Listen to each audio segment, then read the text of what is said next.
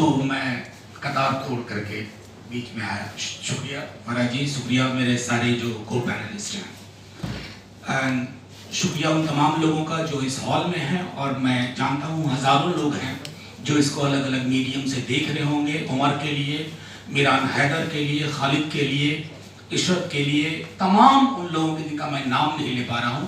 I dedicate whatever little I am going to say in solidarity with my friends to all those heroes whose names don't figure out, but they are our heroes. इस मुश्किल दौर में आपको hero के लिए फिल्मों में hero नहीं मिलेंगे, आपको इन्हीं में हीरो मिलेगा जो आज आपके लिए उन चीजों के लिए सजा काट रहे हैं जिनमें उन्होंने कोई गुनाह नहीं किया। कई सारी चीजें हैं, मैं सिर्फ संक्षेप में एक दो बातें कहूंगा। There have been two moments in recent parliamentary history. मैंने कई अपने साथियों से शेयर किया। When the CAA was passed, I still remember the day I had come back home dejected. We have lost the plot of this nation. Second was when the farm laws, not only with the content or the intent or the manner in which they were passed, that was second moment I felt further low. But thanks to the people of this country, not to any political party, they gave hope to Parliament, which was made defunct on both the occasions. The government was not willing to listen to. You all remember those days. What Shaheen Bagh did.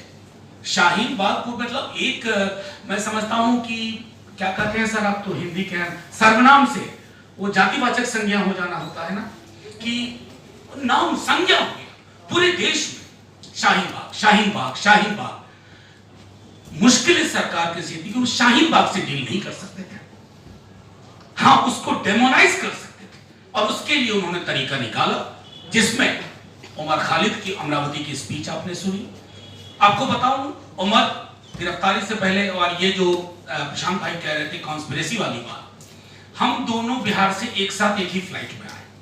वो कहीं और गए थे बिहार में CA के लिए protest में, और मैं कहीं और था। हम लोगों ने बातें भी की, और मैं समझता हूं जितने भी लोगों से मैं उस दौर में जेएनयू के मिला, उसमें he was one of those brightest on contaminated mind. आप उस आदमी पर आरोप लगा रहे हो, और वैसे सैकड़ों लोगों पे, मीरान हैदर हमारे साथ काम करता था, रिलीफ का काम कर रहा था, अपने उसको यूएपीए जैसी चीज मानकर किया हुआ। तो बहरहाल मैं सिर्फ इतना कहना चाहता हूं कि इस मुल्क में कुछ चीजें बीते दिनों में हुई। आज एक छोटा वाकया पहले शेयर करूंगा। एक साहब हैं, उनका पूरा वैश्विक दर्शन मठ का है, लेकिन उत्तर प्रदेश उनके हाथ में आ गया नारियल की तरह। तो मैंने किसी बात पे कहा कि अगर मदर ऑफ टेररिज्म की बात होगी तो जरा उमर ने कहा था, मैंने कहा who was the first terrorist in independent India. अब उसकी पेरेंटेज पता करो ना, कि नाथुराम गोडसे की पेरेंटेज क्या थी, ideological parentage I mean, not the biological parent, वो पता करिए। मुझे दुख के साथ ये कहना पड़ रहा है कि मेरी टाइमलाइन पे बहुत कम लोगों ने इस बात के पक्ष में कि ये सच है। ज्यादातर लोग ये कहते रहे कि फर्क करना सीखिए, नाथुराम गोडसे टेररिस्ट नहीं था। और मुझे कुछ लोगों ने तो उसमें जो पुलिस के लोग मुझे ज्ञान भी दे रहे हैं कि टेररिस्ट को डिफाइन करने में आपसे गलती हो रही है, there is a difference between assassin and terrorist. बहरहाल मैं उससे प्रशांत भाई डील करेंगे वो। मैं सिर्फ इतना कहना चाहता हूं कि कुछ तो बदला है हमारे देश में, और वो बदला सिर्फ इसलिए है कि पॉलिटिकल पार्टीज में भी कमोबेश, और मैं कहना चाहता हूं साफ खुल करके, you can not defeat this kind of politics of this regime by becoming photocopy of that regime. ये नहीं होगा, दोनों चीजें नहीं हो सकती है कि मैं वहां मत्था टेक करके वही बातें बोलूंगा, लेकिन जुबान थोड़ी अलग होगी। No, people want a clear cut position.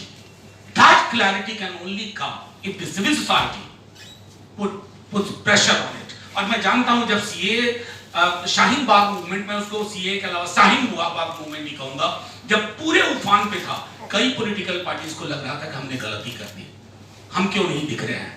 वो पैदा करना होगा, और मैं समझता हूं कि वो हम पैदा कर सकते हैं।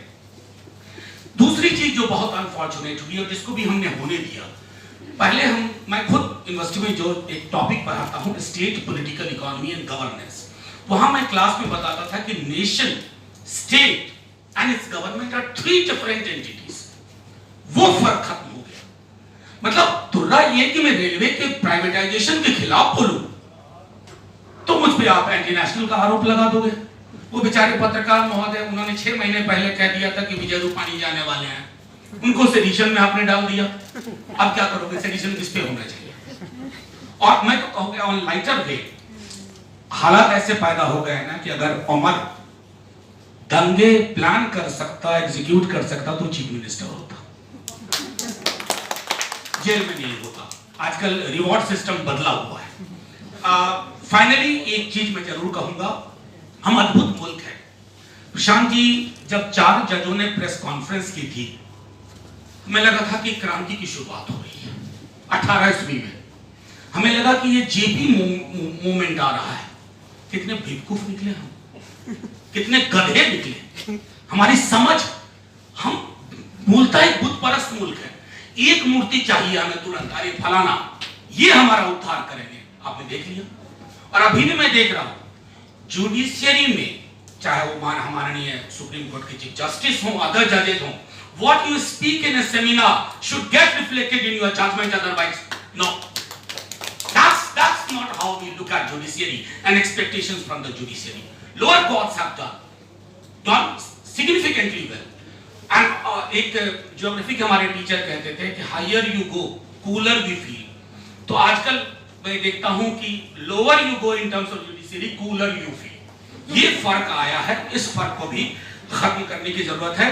Thank you very much, Paraji. Thank you very much, everybody. In solidarity, let's dedicate once again to all those unsung heroes of our times. They shall be our